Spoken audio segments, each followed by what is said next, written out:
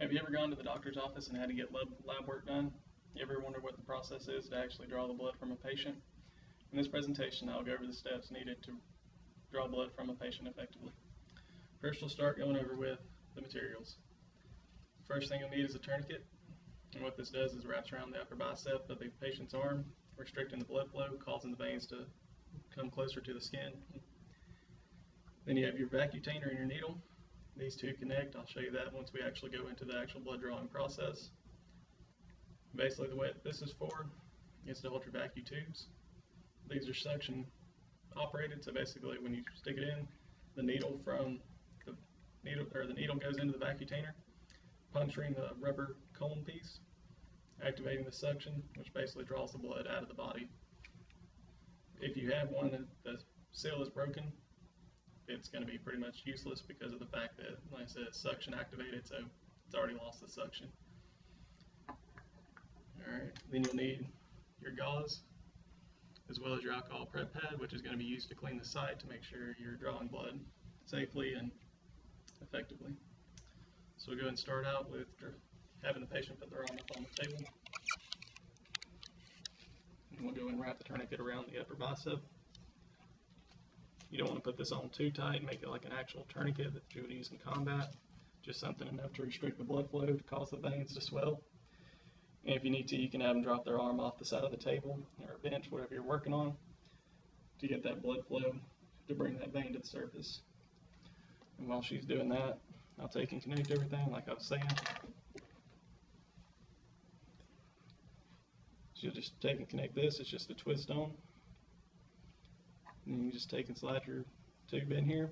You don't want to go and puncture it. Like I was saying, it's vacuum activated. Alright, so you can have the patient set their arm back up on the table.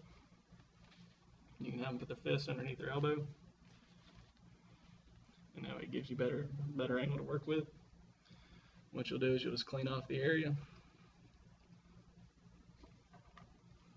You'll take and remove this green part, which covers up the needle. I'm going to be real careful with this. Should be wearing gloves for this, but the only kind of gloves I have are latex, and my patient is has a latex allergy. So what you want to do is just take and find your vein, which we'll go for this one right here in the middle.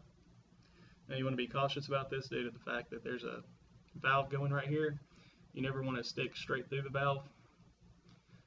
Just something we've always been taught not to do. So basically you got everything set up. When you go in, you want to go in at a 45-degree angle, bevel up, which basically the purpose of this blue or bluish purple is to let you know that basically your bevel is straight up as long as this is straight up.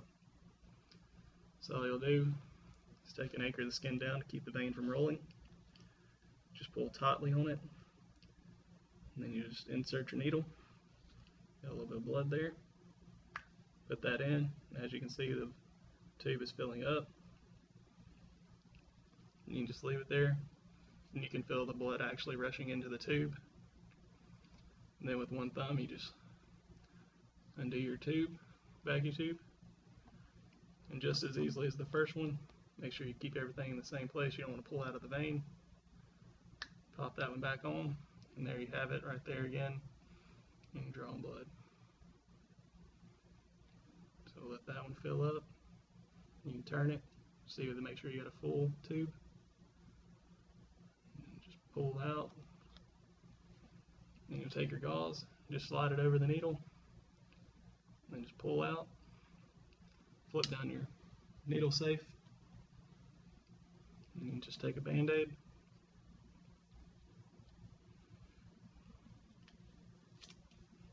And put that over that. Pop your tourniquet. And that is the process for drawing blood. Some things you want to worry about when drawing blood is you got some patients that are afraid of needles. They don't like the sight of blood. So they'll experience what's called syncope, which is basically where your veins will dilate, causing your blood pressure to drop. And once that blood pressure does drop, the patient will then faint. Another problem you can have is if you go straight through the vein, if you go down too far, or you go off to the side. However it happens, if you go too far through the vein, you'll cause blood to pull up, and basically it'll have what's called a hematoma, which is just a blood pool from where the blood is now escaping from the vein into the body. It's not that serious, but it's one of the complications associated with drawing blood.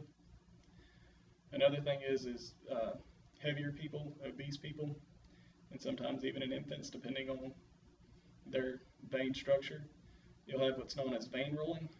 And all that is if you can anchor the vein all day long and you still won't, basically when you go to put the needle in, it'll cause the vein to shift one way or another, causing you to miss that vein.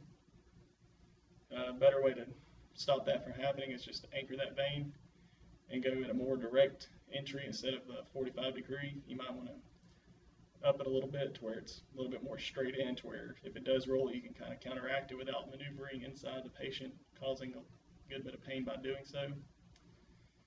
I do want to say that I've been trained how to do this. I don't recommend doing this by yourself without proper training, because you could seriously injure yourself or somebody else. And this concludes my presentation.